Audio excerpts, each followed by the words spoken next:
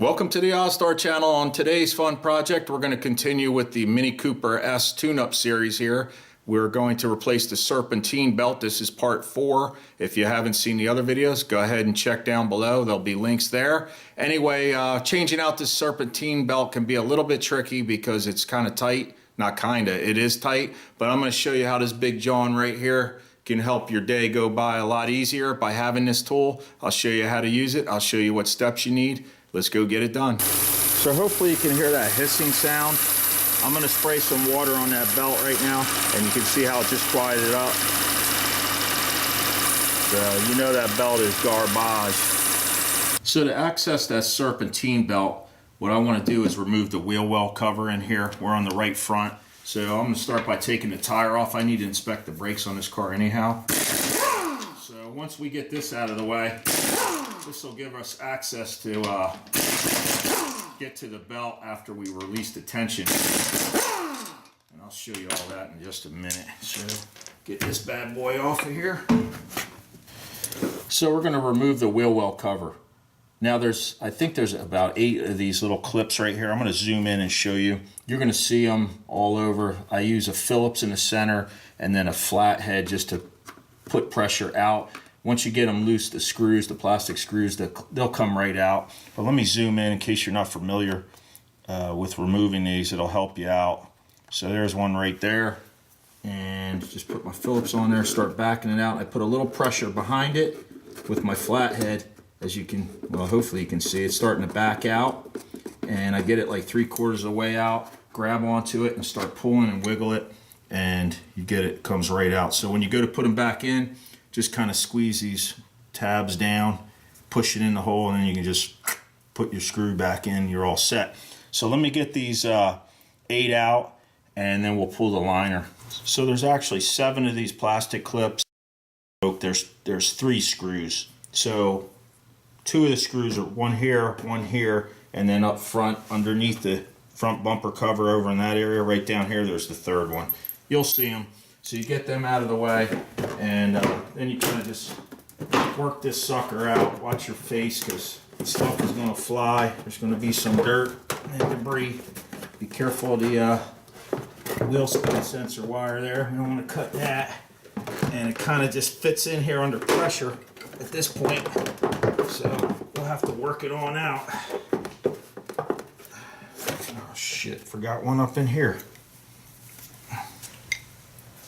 Okay, well, there's one more that I forgot about up in here, right behind this fender well lip.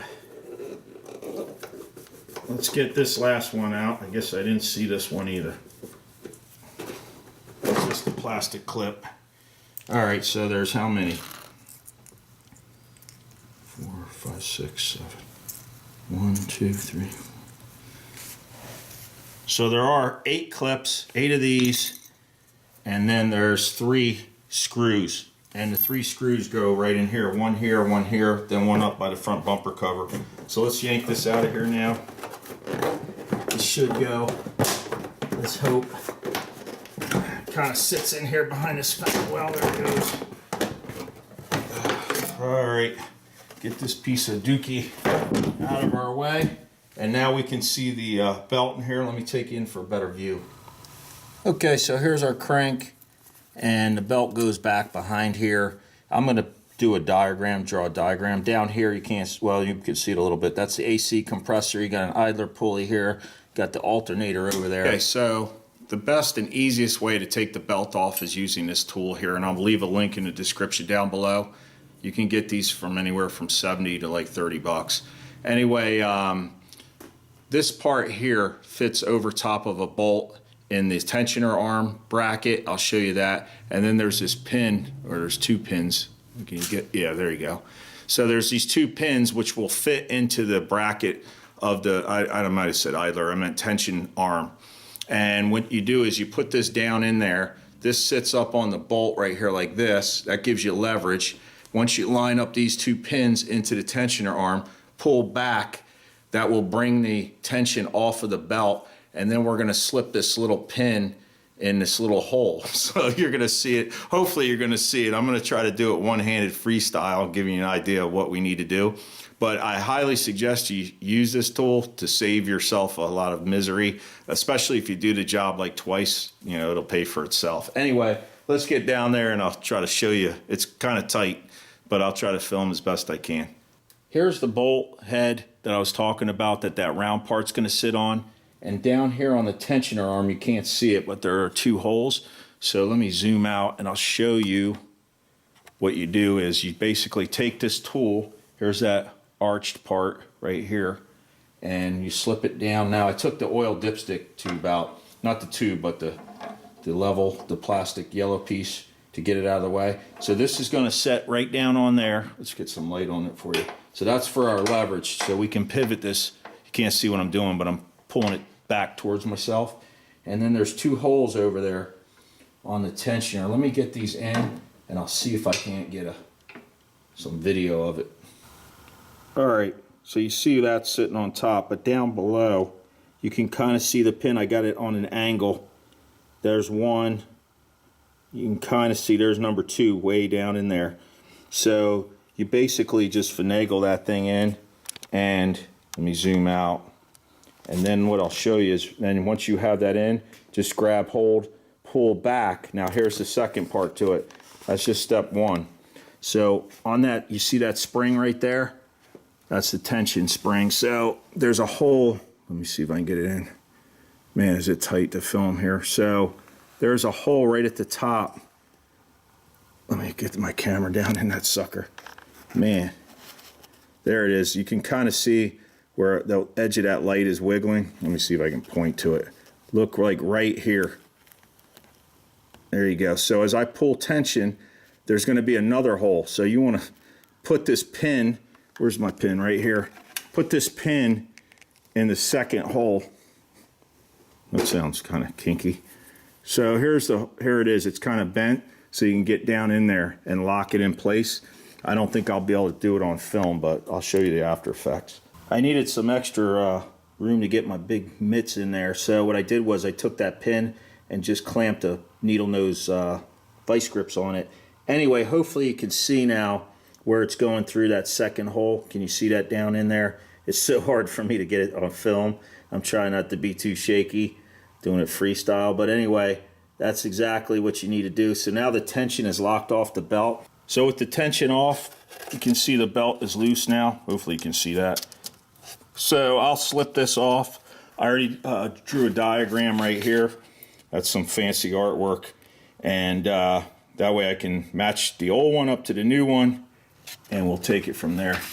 So I got the old belt off, and in the video here I'll show you it was making a lot of noise, but it's got almost like this weird fiberglass feel. You could just see there's a groove down the middle. Anyway, the grooves inside are really a lot deeper. They're worn. They're not cracked too bad, surprisingly. There's some micro cracks, nothing crazy. Here's the new one. I'm using this Gates. What is this? K060547. That's the one I'm using. That's for the supercharger. Now, if you don't have an S model, I believe the belt is different. So, you know, double check on that. But anyhow, new versus old. The new one's going in. I'll spend the next probably, hopefully no more than 10 or 15 minutes of my life snaking this up there. There's no way I can film it for you guys. I wish I could. Just remember to draw that diagram out so you know what goes where. I believe I'll start around the tensioner. That's where I'll start fishing that up there and then work my way down. But another important thing is while the belt's off, spin those pulleys. Make sure you don't hear any abnormal noise. If you do hear, you know, grinding or something's wobbling, now's the time to replace it. I wouldn't want to have to because it's pretty tight in there. Okay, so I want to show you how I line up the tool. So we're going to release the tension now. So you see the 2 pins down there? It took me about 20 minutes to get the light set up. And then I've got this part on the bolt, and I've got this part with my hand, my right hand on it. And I'm going to pull it back towards me. And when I do, I'm going to yank. Of course, the belt's already in.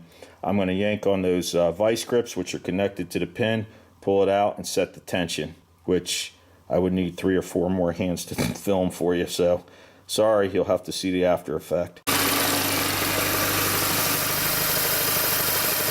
All right, there's our shiny new belt going around and around. So, It's a whole lot quieter, and it's probably going to be a whole lot more reliable too. So that belt definitely need to be changed out. Thanks for joining along here on part 4 of the Mini Cooper tune-up series. Stay tuned for part 5 if you need to know how to put the cabin filter in. Those are pretty simple. But anyway, a couple of things with this Serpentine belt. It's definitely tough. If this is your first Serpentine belt replacement job, it'll be good practice for you.